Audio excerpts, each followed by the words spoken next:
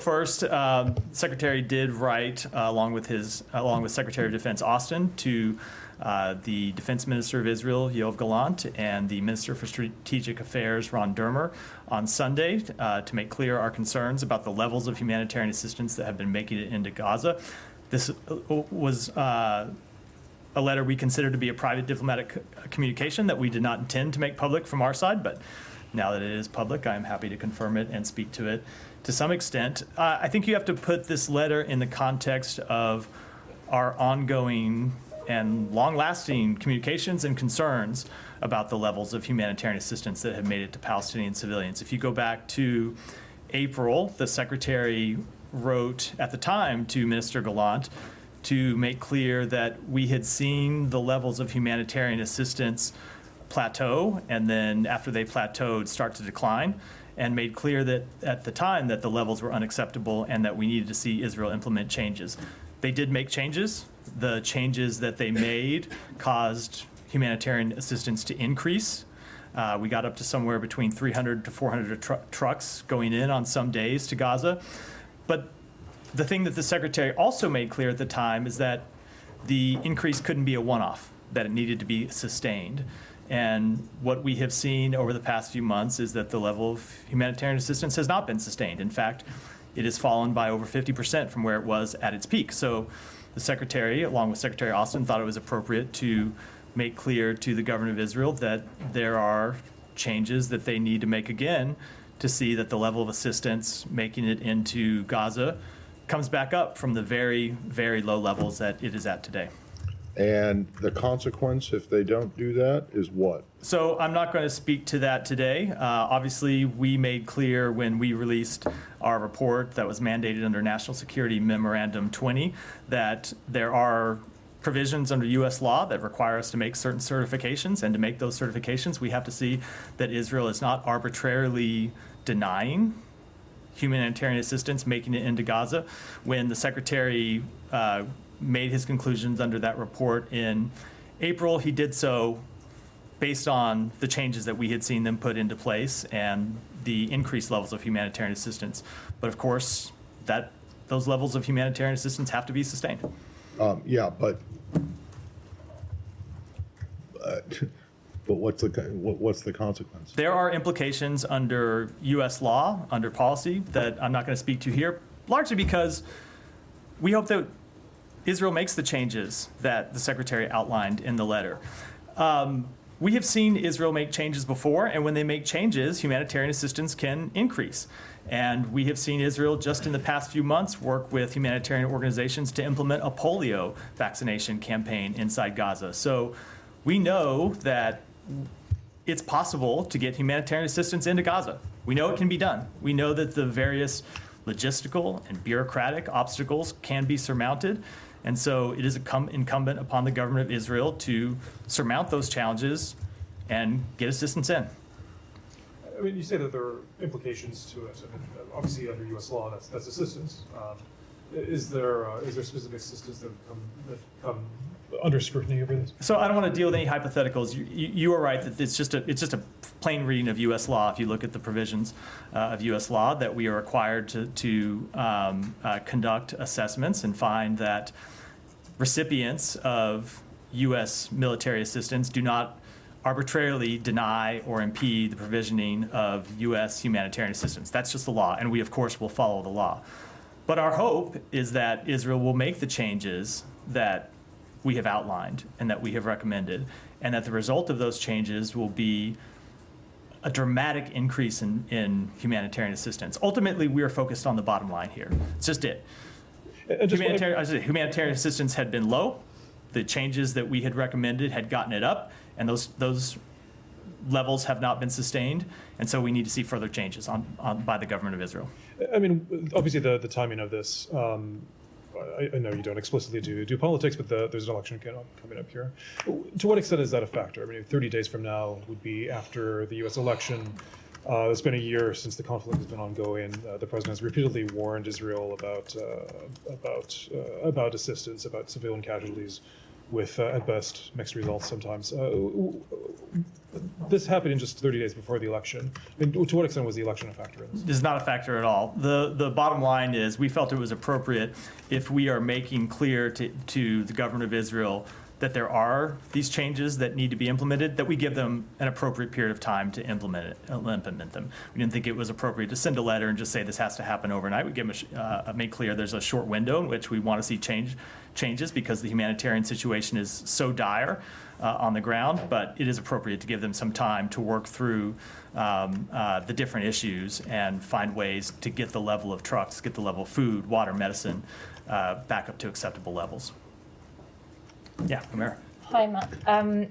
So the 620I Foreign Assistance Act actually doesn't have the word arbitrarily. You say it's the law, but the NSM 20, which is a memorandum, has the word arbitrarily. So the Foreign Assistance Act says, when it's made known to the president that the government of such country prohibits or otherwise restricts directly or indirectly the transport of delivery of United States humanitarian assistance, it does not have arbitrarily. So given you are already saying humanitarian assistance is very low and putting in front of Israel a bunch of concrete measures on how to improve it, why are you waiting for another 30 days to implement the law? Because we believe it's appropriate to give them a chance to cure the problem.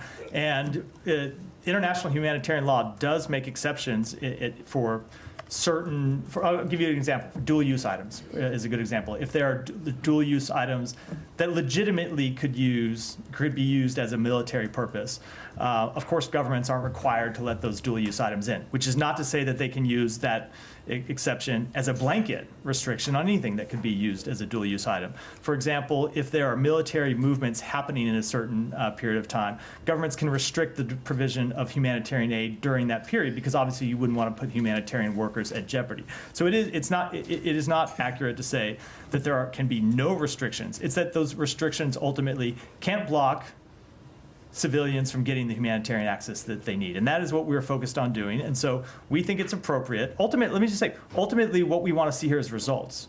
This isn't about making a rhetorical statement. It's not about making any kind of threats. It's about seeing the situation reversed. And so that the civilians in Gaza who are not getting adequate access to food and medicine and other humanitarian goods today actually see, as a result of our efforts, a change in their daily lives. And that's what we're focused on achieving, and that's what we are trying to achieve through this letter. Sure, but I guess what I'm trying to get at, and I'll ask it again, is like, we've been at this for over a year now. You have made these warnings dozens of times, if not more, from this podium. Secretary has done it, President of the United States has done it, and yet we're here. Other outlets have reported, but Reuters has reported all the way back in April that officials from this department have assessed in internal memos that Israel, quote, is persistently and arbitrarily impeding aid in Gaza.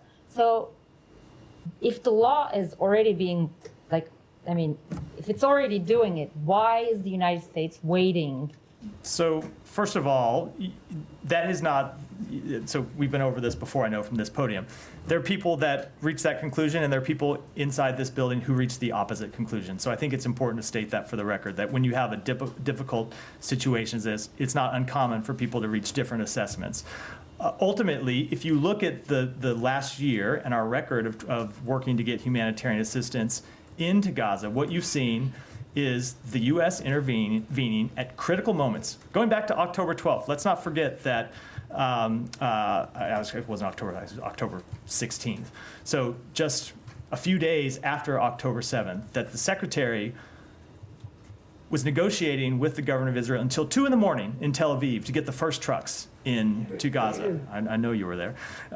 And over the coming months have intervened on multiple occasions when we thought the levels of assistance getting in weren't sufficient, when there were policies that needed to be changed, when there are new gates that needed to be opened. We have intervened to get that to happen. And you've seen those results. You've seen us go from 1 crossing being open to 4 crossings being open. And that is the result of U.S. intervention. Now, to answer your question, we have always said that this is an ongoing process. And our assessments are ongoing. They're not static, they're dynamic. And so when the situation changes, our assessments will change and we'll act accordingly. And that's what we're doing. And how did the Israelis respond to this letter? They can speak for themselves. I'm not going to But I speak mean, for them. have you received any assurances that they will actually take these concrete measures? So I'm just not going to speak for them. Those are private diplomatic conversations. They can speak to their reaction. And one final thing. What is your message to the world when they question U.S. credibility in terms of following through? Because President Biden made a similar threat to cut off or restrict U.S. military aid in April if Israel carried out a major operation in Rafah. Regardless of what you call that operation, Rafah is now like a wasteland. And we have seen one shipment of 2,000-pound bombs being withheld, but everything else, billions of dollars worth of weapons, have continued. So what do you say to people who question the credibility of U.S. in terms of following? So first of all, I will say, without getting into all of the details, that not all of the premises of that question are accurate when it comes to the communications between us and the government of Israel. What I will say is look at our track record of intervening to get humanitarian assistance in, and look at the fact that when we have seen when we have seen Israel not follow through on the steps that they committed to, and when we have seen the results not measure up to the standards that we expect, we have intervened with them to turn those around. And that's what we did in April. And it wasn't just a letter from the secretary, it was also the president making this clear directly to the Prime Minister of Netanyahu that we needed to see changes and that our policy would be dependent on the changes that they made. And they made those changes. Now, what we also said is that the changes need to be sustained, and the level of humanitarian assistance needed to be sustained. And over time, we've seen the level come down, which is why we are going back in and making clear now that it needs to be reversed. Oh, sorry, one really final thing. You already said one more. I have to Yes. go ahead. At the end of that letter, you also talk about establishing a new channel to raise civilian harm incidents, which sounds in a way incredible because it's been over a year. So can you elaborate a little bit on that effort? What kind of a channel you want to establish? And are you saying that Israelis basically ignored the U.S. in all of the previous communications when U.S. raised its concern about civilian harm? I'm not going to speak to it beyond the language that's in the letter, other than to say that we continue to see Israel not taking sufficient steps to address civilian harm. And you have to look no further to understand that than the really horrific results over the weekend. Thank you, Matt. Does this building see any inconsistency between sending a sternly worded letter with a 30-day lead time about humanitarian conditions in Gaza to the Israelis while near simultaneously deploying an advanced anti-missile system with 100 U.S. troops to man it? No, of course not. We have What's the message being always sent there? made clear that we are committed to the defense of Israel, and that's why you saw the president make the decision that he made, which I will let my colleagues at the Pentagon speak to in detail. But we've also made clear that there are provisions of U.S. law that we follow, and we will always follow those provisions. And part of that is expecting that the Israeli government fully comply with the requirements under international humanitarian law to make sure that humanitarian assistance gets into Gaza. Sure. I mean, and this is retreading territory that Humaira and Matt just raised with you. But I mean, 6 months ago, there were suspicions that humanitarian law was not being followed by Israeli forces. So why 6 months on, if the situation is similarly deplorable, do you suspect that situation is meaningfully So changed? you're right; it is a bit of a retread, and I hope All right. I hope you will accept my apology for giving the same answer to No, the same that's question. fine. We don't have to retread. I think it is important to be clear that it is because we saw the situation change. I think the premise of the question, the premise of Humaira's question, is that the situation has been static all along. It hasn't been static. When we intervened back in April to make clear that the level of humanitarian assistance getting in wasn't sufficient, we saw it increase. And we saw that increase sustained for a period of time, but then not long enough, and it came back down. And so we're going to respond to events as they happen. And when humanitarian assistance increases and is an acceptable level, you won't see us raising those concerns. But when we see the situation on the ground that we've seen over the past few months, when we see the level of humanitarian assistance in September, the lowest it has been in any month since the war began, it's appropriate for us to intervene in this way. And to briefly address the flip side, I mean, the Israeli argument is that allowing this aid in provides fuel for Hamas. They run a protection racket, they get money, they get funds, essentially they think that taking this step is effectively choking off Hamas. Does the U.S. dispute that that is a reason why the Israelis are limiting this aid? So there are, without a doubt, security concerns inside Gaza that make it difficult to deliver aid, that has led to the looting of humanitarian assistance in some cases. But the answer to that is not to stop the flow of food and water that civilians depend on, and that little babies and children need to survive. That cannot be the answer to that problem. The ultimate answer to that problem is to establish a governing authority in Gaza that can provide safety and security for the Palestinian people of Gaza, that can provide safety and security for the delivery of humanitarian assistance, that can provide a long-term political path forward, as we have been making clear for some time. The answer absolutely cannot in any way be penalizing the innocent civilians who depend on this food, water, medicine to live. Okay, I don't want to monopolize time. I have two more. One is, does the U.S. feel that it has clarity? You don't have to specify what it is on the timing and the targets that Israel intends to strike in its retaliatory strike on Iran. Does the U.S. feel that it has clarity on the timing and targets that the Israelis intend? We have had a number of conversations with them about that. Those conversations are ongoing, and I'm going to stick with the policy I set out last week, which is I'm not going to speak to those conversations publicly. Okay, and just one bigger picture question for clarity. Is it the U.S.'s stance right now that it is calling for a ceasefire in Gaza, but not calling for one in northern Israel and southern Lebanon? We continue, so a few things. No, we do continue to want a ceasefire in Gaza, but to be clear what that is, it's not a unilateral ceasefire. We have called for a ceasefire agreement that includes the release of hostages. I think you know what the details of that. And when it comes to Lebanon, ultimately we want a diplomatic solution, and that policy hasn't changed. But there's no sort of active call for a ceasefire in the same way that there is in Gaza, accompanied by a hostage deal. Is that because the U.S. sees that there is a legitimate and achievable military objective on the part of Israel in northern Lebanon in a way that does not exist in Gaza? So we believe that Israel has a right to attack and degrade the Hezbollah battalions that continue to be just over the border from northern Israel. But ultimately, we want to see a diplomatic solution. I would say that the two situations are incredibly different when it comes to Lebanon. There's United Nations Security Council Resolution 1701 that we want to see fully implemented. That resolution has requirements for Hezbollah that they have not fulfilled.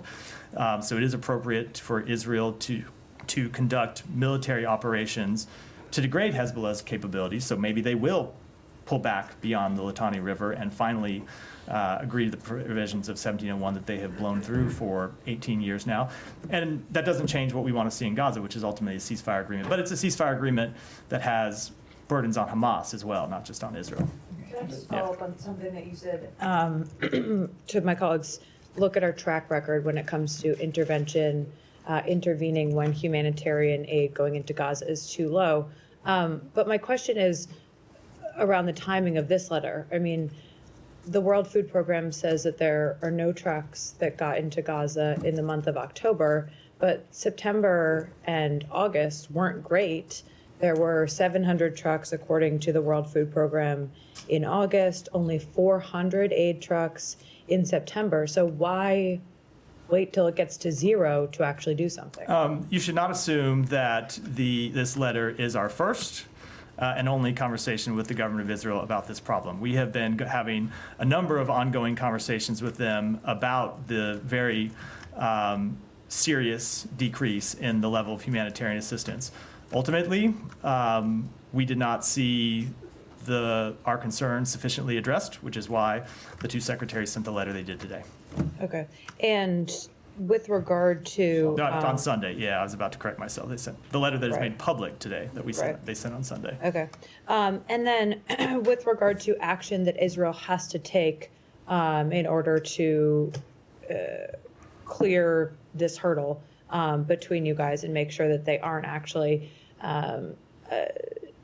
not abiding by humanitarian law here, do they have to take every single action that was laid out in the letter? I'm in not the going next to get 30 into days? that level of detail beyond what's in the letter. I think the letter speaks to it pretty clearly. It outlines the steps that we want to see them take. Ultimately, what's important to us is that the people in Gaza get the food, water, medicine, other humanitarian assistance that they need to survive. Right, but you're not going to lay out what that, mark of success would look like? I think the letter lays it out pretty clearly, and I'm not Well, going the to letter go beyond says, that. to reverse this downward humanitarian trajectory and consistent with its assurances to us, Israel must, starting now, within 30 days, act on the following concrete measures. It says act on the following concrete measures. So should we assume that's all of the following concrete measures? I'm just not going to speak to it beyond what's laid out in the letter. So, Said, go ahead. Thank you, Matt. Just a clarification, so I can understand. Why the letter? Just to make it more formal? I mean, as opposed to a phone call showing that this is a very urgent situation? I think I just answered that okay, well, in response to Kai's question. We have not seen sufficient results over the past few weeks. Continue to have concerns, which is why they laid out the changes that we want to see happen in this letter. So, and why the 30 days? I mean, so must the 400,000 Palestinians wait 30 days? I mean, some of them may starve by then The or letter- be incinerated, as we have seen. The letter is quite clear that we want to see changes immediately. And in fact, Right. the secretary sent that letter on Sunday. We did see humanitarian assistance go in through Erez yesterday. And we very much want to see changes, not wait for 30 days, but happen immediately. Now, we recognize that some things, like, for example, the letter calls for agreements on what actually would be dual-use items. That's not something that can happen overnight. That requires a negotiation. So some things take a little bit longer, but there are changes that we want to see implemented immediately. Let me just have a couple more on Gaza, then a couple on the West Bank. But, the Washington Post reported, I think yesterday, about the strike against Al-Aqsa Hospital in the middle of Gaza, striking the tents, burning people alive and so on. Now, Israel always says that there are militants there. We never know whether there were or not, but that seems to be a story that is repeated every day. The Gaza people wake up every day to another 100 people dead or something like this. Now, I asked you about this last week, and you said, no, we would never accept this being normalized, but in fact, it is being normalized. It's not. What happened in that strike was horrifying. We understand the very difficult environment in which Israel operates. But the results of that strike were deeply disturbing. We all saw that video and all know that it's horrifying to see people burned to death. And we have made clear our serious concerns about the matter directly to the government of Israel. Is it horrifying enough to be considered a war crime? So I cannot make that kind of assessment from here. As you know, Said, there's a Right, but- process that we have to go through to assess the facts of this- the law when it comes but to any this- individual Yeah, determination. but this seems to be going on every day, day in and day out. And, on the ceasefire talks, Haaretz is reporting that Israel is saying no more talks, no more negotiations. Can you comment on that? So I cannot confirm what's reported, I assume based on anonymous sources. We have continued to engage with the government of Israel to try and get a ceasefire over the line. As you have heard us say, that requires not just Israel, but Hamas making difficult decisions. And it continues to be the case that Hamas is not at the bargaining table in any kind of a serious way to talk about how we get an agreement. So you are still saying that if Hamas comes back to the table and they come up with, reasonable, whatever, stance and so on, talks will resume. Of course they would. We are committed to a ceasefire agreement under the terms that the president laid out on May 31st and that was endorsed by the United Nations Security Council. Absolutely. Now, Israel is going to seize the UN agency headquarters in Jerusalem. Do you have any comment on that and turn it into some sort of a settlement? Yeah, so we have made clear that we have have made clear for some time that we believe the government of Israel's settlement program to be inconsistent with international law and continue to make that clear to the government of Israel.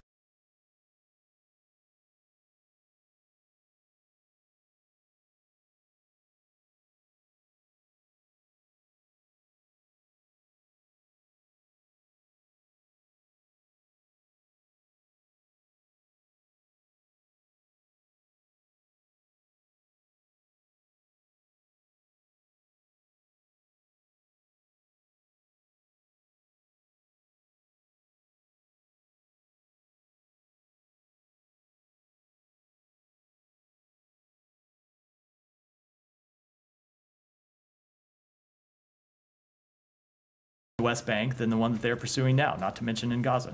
Thank you. Thanks, Matt. So Israel kills at least or killed at least 21 civilians in strike on Christian town in North Lebanon, and they were like displaced family rented this house so they can escape the horrific time where they lived in the south. Is it how Israel defending herself by carrying an attack in north of Lebanon in a Christian town that there's no existence of Hezbollah militias? So I can't speak to the circumstances around that particular strike, but obviously the loss of civilian life is extremely troubling, and we've made that clear to the government of Israel.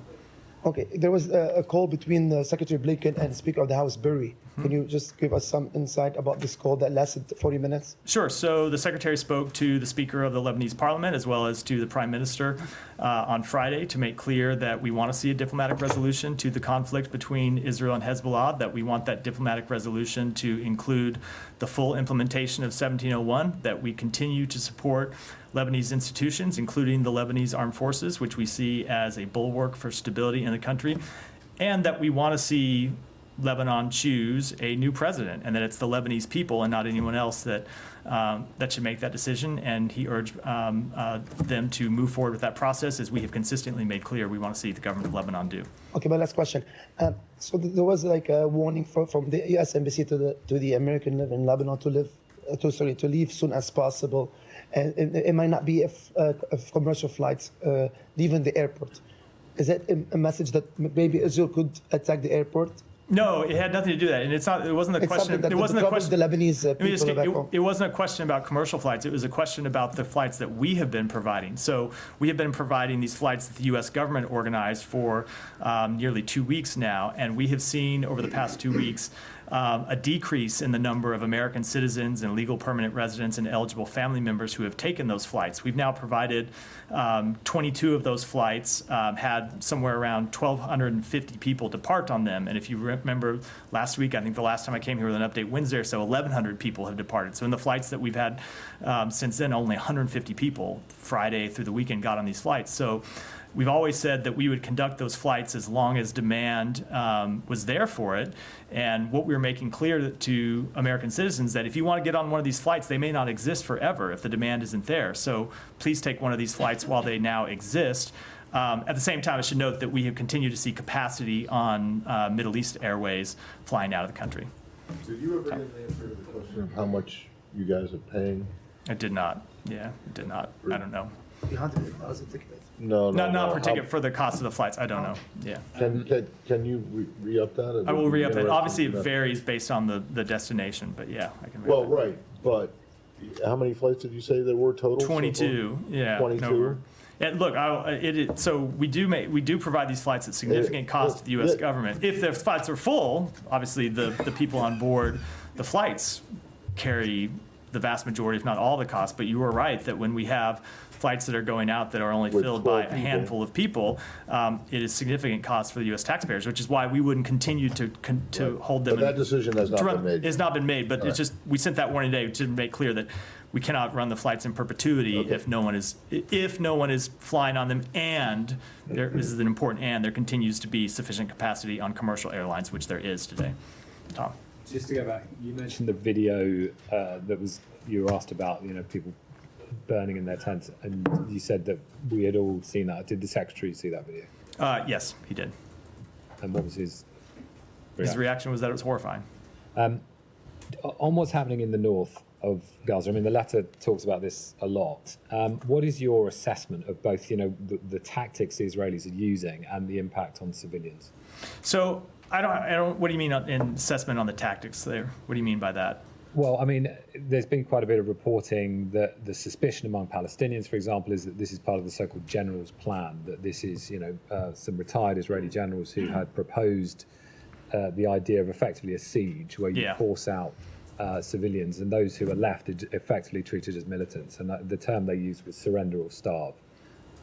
Is that happening in your view? So I can't speak to what the intention of the government of Israel is in conducting these operations. They will have to do that.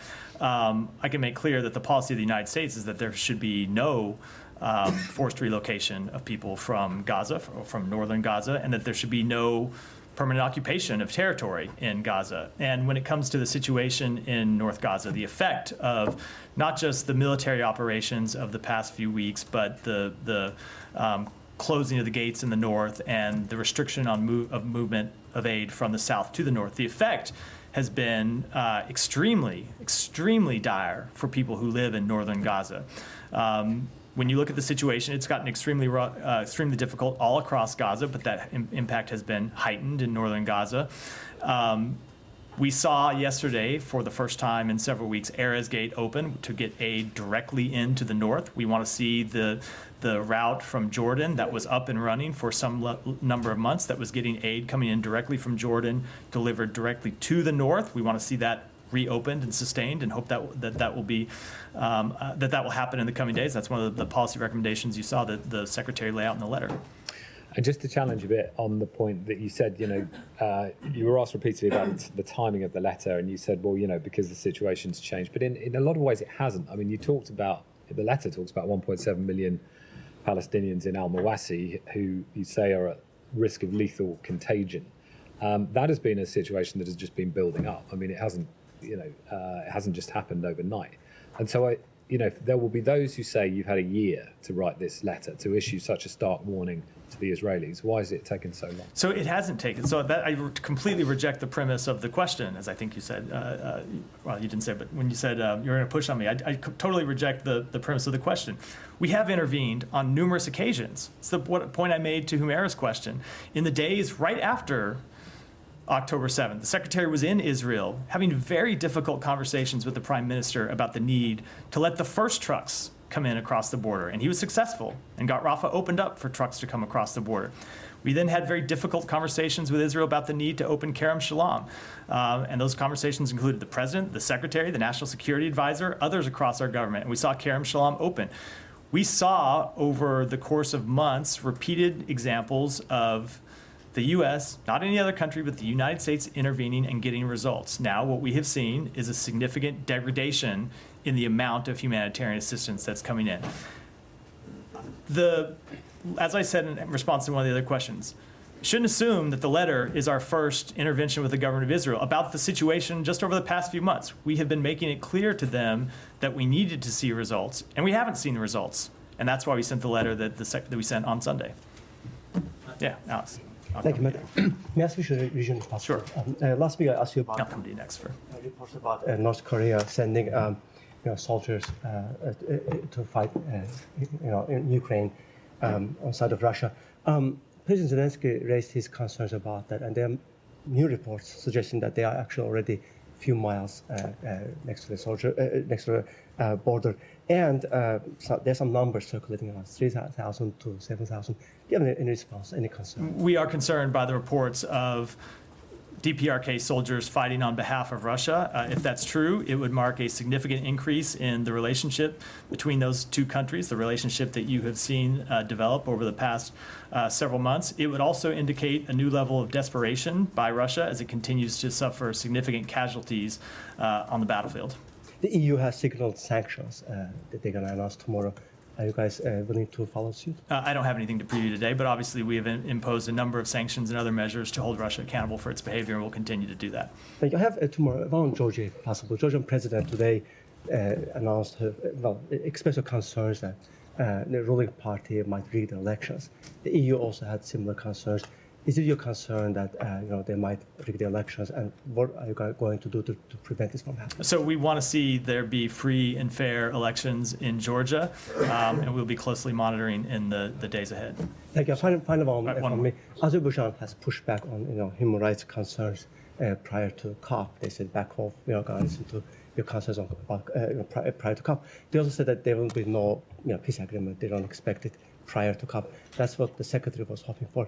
What is your response? Any reaction? So we wanted to see, we never tied the agreement to COP. We wanted to see a peace agreement between Armenia and Azerbaijan months ago, and have been pushing for a peace agreement, and ultimately hope to get one over the line. But that's up to the two parties, not the United States. Michelle.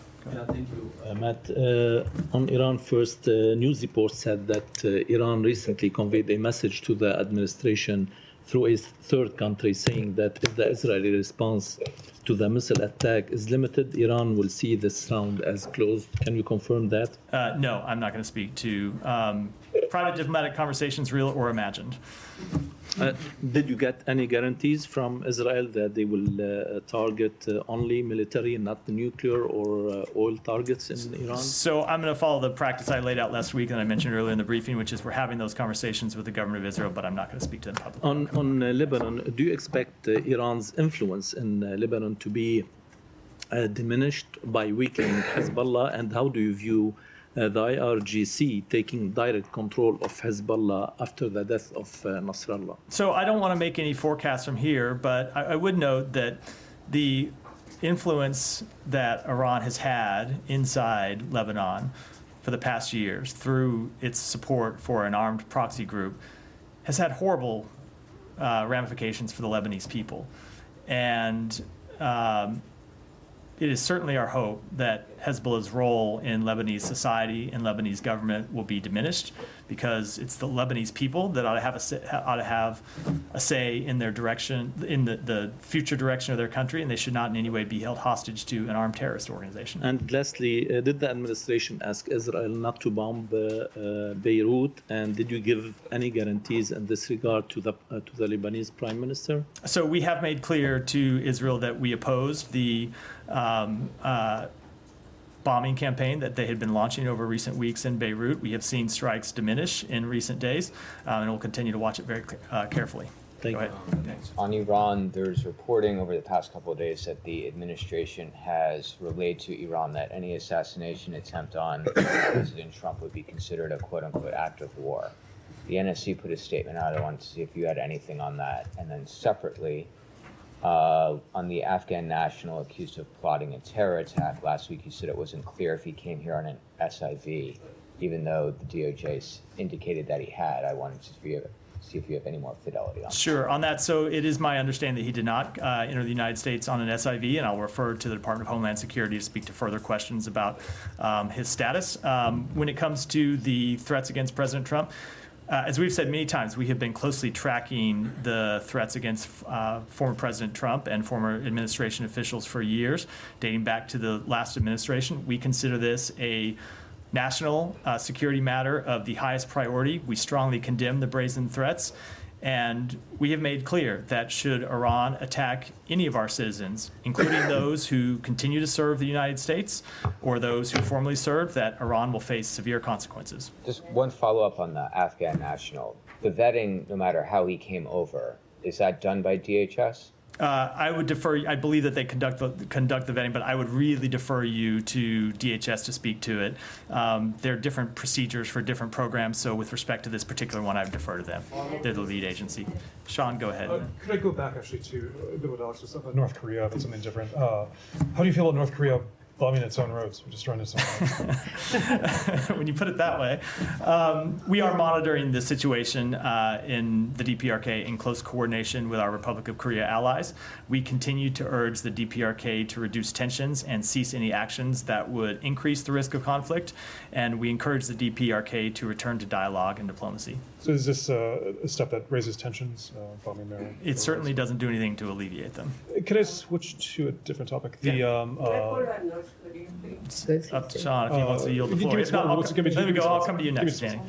India. I know you put out the statement yesterday about the Indian inquiry commission having a representative coming here. It was exactly at the same time, basically, that you put this out, that the allegations came in Canada. Do you have any? First, do you have any general thoughts on India-Canada round two about what's taking place?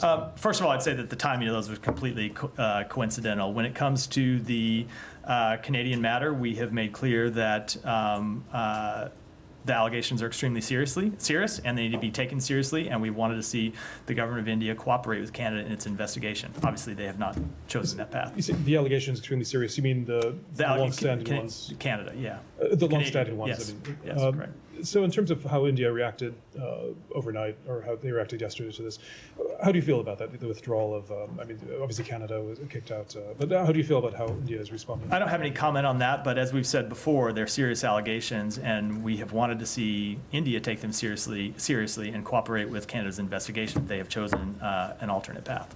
An alternate path. How does that color perceptions of dealing with India? I don't have any further assessment on it. What can you say about the meeting?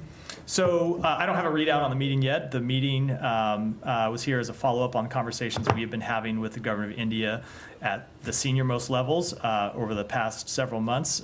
They have told us that they are taking the allegations seriously, that the activities contained in the DOJ indictment do not represent government policy. So the meeting that happened this week, or that is happening today by India's inquiry, was to discuss their active investigation into the matter, for us to update them on our active investigation into the matter, and to continue to share sides about steps that could happen in the days and weeks to come. All right, and I know you said this, but it's very hard to believe that the timing of your statement was purely coincidental on a day when there's massive So I will just events going on between I fully the understand. Indians and I the will just tell Canadians. you that we were planning this the meeting was planned, and so the statement announcing the meeting was planned early last week, maybe end of the week before, well before we were aware of the actions that Canada was going to take over the past few days. So it is completely coincidental. I promised Janie I would go next, and then I'll come to you. Thank you, Matt. Two questions on North I Korea. can see her getting angry as I skipped over her, so I'm That's gonna go next. and then Yeah, I'll- that's fine. Two questions on North Korea. As you know, North Korea is making an unreasonable claim that South Korea was responsible for the drones infiltration into Pyongyang. And North Korea's Kim Yo-jong claims that South Korea is the main culprit and that the U.S. should take responsibility. Meanwhile, Russia defended North Korea, saying it violated North Korea's sovereignty and warned against using offensive force. What is the United States position, and how can you explain North Korea's escalation of tensions on the Korean Peninsula? So I would refer to the Republic of Korea to speak to the first part of the question. And when it comes to the actions by the DPRK, we have seen them continue to take steps that raise tensions, and we will continue to encourage them to take the opposite path, to reduce tensions and stop any actions that could increase the risk of conflict. Second question, North Korea eventually blew up the inter-Korean road while insisting on the theory of two countries, South and North. How would you comment on this? I don't have any further comment beyond what I said in response to Sean's question on the same topic a minute ago. Yeah, go ahead. On India, what makes you believe, when you arrived at a conclusion that India is not cooperating with the Canadians on the investigations? So I don't have any further comment on that beyond what the two countries have said publicly. We have urged them to cooperate, and will continue to urge them to India is saying they have not received any evidence from the Canadians. And I will defer to those two countries to speak to the relevant status of the matter. Prime Minister Trudeau yesterday said that he has shared with the Americans, U.S. government, their evidence of their Indians' involvement. Have you seen those? What's your thought? I'm not going to speak publicly to those private conversations. One more question. The last 24 hours, several Air India flights have received threats, bomb threats, and several of them have been grounded. One of the flights from Mumbai to Chicago had an emergency landing somewhere in Canada. So, fighter jets were scrambled in Singapore for the flights. This comes after months of threats coming from several citizens in the U.S. that blew up the Air India plane coming from the U.S. and Canadian soil. How do you see that? Would you be taking action against those individuals who have been threatening for blowing up Air India planes? So obviously any kind of threats against commercial aviation are inappropriate and matters that are dealt with extremely seriously by our own law enforcement agencies, and I would refer to those law enforcement Will you agencies take to speak steps to that such threat doesn't come from the U.S. anymore? Again, I will. I think it's a matter for law enforcement agencies, predominantly the Department of Justice, to speak to as a first instance. How these investigations are going to impact India-U.S. relationship? Which investigations? the one that has come today? The U.S., I didn't know if you were referring to these other questions or to the first one. So look, India continues to be an incredibly strong partner of the United States. We work with them on a number of matters, including our shared vision for a free, open, prosperous Indo-Pacific. And when we have concerns, we have the kind of relationship where we can take those concerns to them and have very frank, candid conversations about those concerns, and that's what we've been doing. And one final question, is India cooperating with the U.S. in parts of investigation? So I'm not going to speak to the matter publicly. That's a question that, again, when it comes to the investigation itself, ought to be handled by law enforcement, so I'd refer you to the Department of Justice. Thank you. Just to follow up, I'm just curious about one thing you said. Earlier, we've made clear to Israel that we oppose the bombing campaign over Beirut. Last week, you actually wouldn't characterize the U.S. position on those bombings. So can you explain to us what's changed over the course of the last week? So there are specific strikes that it would be appropriate for Israel to carry out. But when it comes to the scope and nature of the bombing campaign that we saw in Beirut over the past few weeks, it's something that we made clear to the government of Israel we had concerns with and we were opposed to. So if they return to that bombing campaign with an appropriate scope, which I assume you're not going to define. I'm not going to speak to a hypothetical here. Then that would be fine. We've had concerns about the nature of that campaign, and we've expressed those privately to the government of Israel. And you said that they have been halted for now, which So you're welcoming. we've seen them come down over the past few days, which is not a prediction about what will happen in the future, but we have seen them come down. Will there be implications for Israel if they don't continue to stay at the levels they're at? I just don't want to speak to hypotheticals. But just on that, Matt, so are you telling them not to bomb Beirut at all? We have made clear that we are opposed to the campaign, the way we've seen it conducted over the past few weeks. Now, they do have a right to go after legitimate terrorist targets. We see Hezbollah continue to operate across Lebanon, and Israel does have a right to defend itself against those terrorists who pose a threat to the state of Israel. But we've had real concerns about the nature of the campaign that we saw roll out across Beirut over the past few weeks, and we made those concerns publicly. I'm not going to speak to it in any detail from here, but we have had quite detailed conversations with the government of Israel. Can you elaborate on that nature? Is it the number of high civilian deaths? Is it them seemingly targeting like civilian infrastructure? It is largely the civilian toll. It's the civilian toll. Go ahead. And I'll come to you next, Ryan. Thank you very much, Matt. George Galloway, former parliamentarian in UK, and Jemima Goldsmith have said that these might be the last few days to save Imran Khan's life, because since last almost 10 days, nobody has met him. Just today, they allowed, according to one political leader, they allowed him. Are you aware of these reports that there are threats to his life and health? I've seen the reports, and obviously we want to see the human rights of every individual in Pakistan be respected. Okay, a couple of days ago, there was a grand jirga in my hometown, Peshawar, by this political party that just recently got banned as well. It's called Pashtun Tahaffuz Movement. Basically, started from the tribal areas where I belong. Zalmay Khalilzad tweeted about it as well. Thousands of people gathered. Hundreds of thousands. One of the demands that they made was that both the Pakistan military and the TTP should leave the former tribal areas, which are now part of the Peshawar, where Imran Khan government is. So they have given them 2 months to either leave the area, to both of them. Your thoughts on this scenario? I don't have any comment on that. Ryan, Just one last thing, please. Let me move on just because we're running short. Ryan, go ahead. I've got a few more people I want to get to. Ryan. Real quick, Israel, then one non-Israel question. Yeah.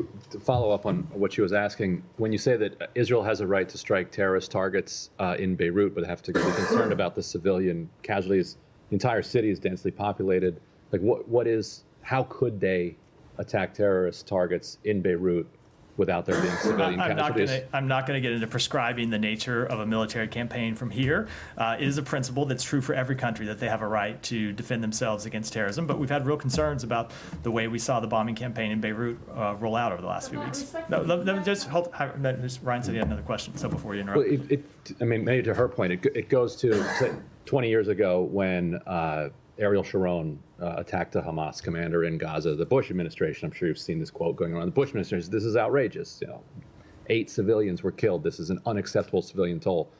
When dozens or hundreds of civilians are killed in attacks on Hezbollah leadership, there isn't even a statement accompanying it saying we regret the civilian toll. Like what changed? Nothing changed. I just made very clear, as I made clear last week, we made clear since the beginning that we were concerned about the loss of civilian life. We're always concerned about the loss of civilian life, and that continues to be the case. Well, the non-Israel question, Ecuador, could you clarify your statement that you put out a couple days ago about Rafael Correa and Jorge Glass being barred from travel?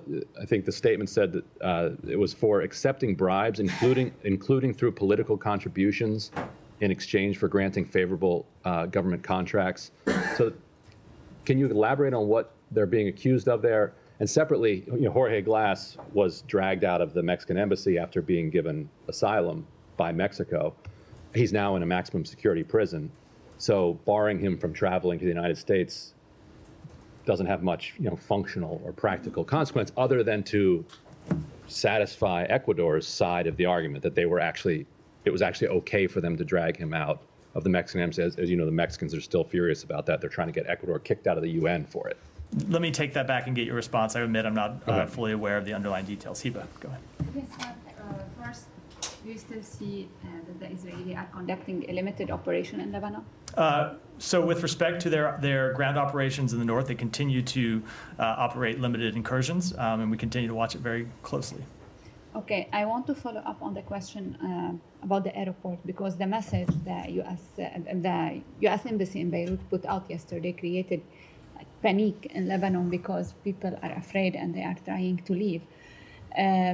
You said that you made it clear to the Israeli that you oppose bombing Beirut, but what about the airport? Did you make it clear that? Oh yeah, and I've spoken to that before. I spoke to that previously. We have made clear to the government of Israel that the airport needs to stay open, that we wanted the airport to stay open, that we want the roads to the airport to stay open. The message, I hope people didn't misinterpret it, so let me make clear if they did. The message that we sent out was for American citizens and lawful permanent residents and their eligible family members, making clear that we may not be able to continue these flights that we have organized in perpetuity. It wasn't about the status of the airport. It was because we have not seen sufficient demand for those flights. We've had flights going out with 12 people on them, and so we want to see people know that these options exist and that they should take them. Moving to the politics, the speaker had a call with Macron, and he made the Lebanese speaker, Nabi Berri, and I assumed you didn't mean Mike Johnson. So no, but obviously, when we saw the readout or the leaks in the media, you are not aligned with the French when it comes to the outcome in Lebanon. They are calling for an immediate ceasefire, as per the Lebanese politicians. So are you aligned with them? So we have not called for an immediate ceasefire, but we are aligned in that we want to see ultimately a diplomatic resolution. Is the secretary going to participate in the conference? I don't have any travel announcements to make today. Go ahead. Then we'll just talk about the Indian delegation, meetings with the Indian delegation. What kind of message conveyed to them by the State Department regarding the involvement of Indian agents in international crimes? The same message that we have made clear for some time, which is that it's a matter we take incredibly seriously, and we want to see it fully investigated. So Pakistan is hosting Shanghai Cooperation Organization meeting in Islamabad. More than 10 countries are attending, and after 15 years, Indian foreign minister is there. And there's an opportunity for the Pakistan-India peace talks. What are your thoughts on that? So the United States respects each country's sovereign right to associate in groupings of its own choosing. We would encourage every country to ensure that its participation in multilateral fora upholds and respects international law and reaffirms the sovereignty, territorial integrity, and independence of all nations. So there are a number of incidents in India in the last few months involving the theft and illegal sale of nuclear materials. At the United Nations, Pakistani ambassador called for the investigation of these incidents. Is this a concern from the U.S.? So we are aware of Pakistan's request to the UN Security Council. We are committed to tracking, developing, and implementing effective policy responses to proliferation threats, and we will continue to work with our partners to shape the international security environment. So one last question. Outgoing Russian ambassador issues kind of a warning. He said that America will face a head-on collision with a nuclear power if it allows Ukraine to fire U.S. long-range missiles. If it allows what? Oh, Ukraine. Sorry, yes, go ahead. I didn't mean to interrupt. So what is your response on his statement? So I think it's inappropriate for Russia to continue to make these kind of statements, as we've said for some time. Prem. Thank you, Matt. One of the people the world saw burned alive by the bombing at the Gaza hospital was Shaban Al-Dalu, a 19-year-old engineering student who was still attached to an IV drip recovering from a previous bombing. And his story kind of speaks to how this isn't just about one attack. A 19-year-old having to provide for his family, repeatedly displaced, brought to hunger, bombed twice in a matter of days. This is a year, and this isn't out of nowhere. So how many more patients burned alive by U.S. We don't want bombs to see any. until the US says enough? No, we don't want to see any. Well, I guess the U.S. has said, again and again, that no civilian loss is acceptable. 10,000 deaths ago, 20,000 deaths ago, and yet it's continued. So how does this answer mean anything without a policy shift? It is an incredibly difficult environment that Israel operates in. And I'll just make clear, the thing that question leaves out, as often happens, and I understand why, is the burden that Hamas bears. And not just the burden that Hamas bears by hiding behind humans and using humans as civilian shields, but the burden that Hamas bears in not coming back to the table to try to get to a ceasefire. So Israel needs to do more to minimize civilian harm. Hamas needs to stop hiding behind human shields. Both of those things can be true. Both of those things are true. And ultimately, the horrific human toll over the past year is why we continue to push to get to a ceasefire, and why we want to see both sides agree to a ceasefire. If Hamas is an idea as much as a military force, how is continuing to kill tens of thousands of people already suffering from pre-existing apartheid going to defeat that idea? We have always made clear that you cannot defeat an idea through a military campaign. You can defeat Hamas's military wing, you can degrade Hamas's capabilities, but there has to be a political path forward for a future in Gaza without Hamas, and we've made that clear for the past year. And then just to Humera's question earlier on the U.S. asking Israel for a new channel of communication about civilian harm, how has the U.S. and Israel been discussing civilian harm incidents up to this point, and why hasn't it taken a year and at least 42,000 people killed for the U.S. to consider that its approach for relying on Israel to stop hurting civilians is just insufficient? We have long made clear that we want to see changes in their behavior. We haven't seen sufficient changes, and which is why we continue to press them. And with that, we're going to wrap for today. Thanks, everyone. Thank you, Matt. Thank you. Today, my goodness. Thanks.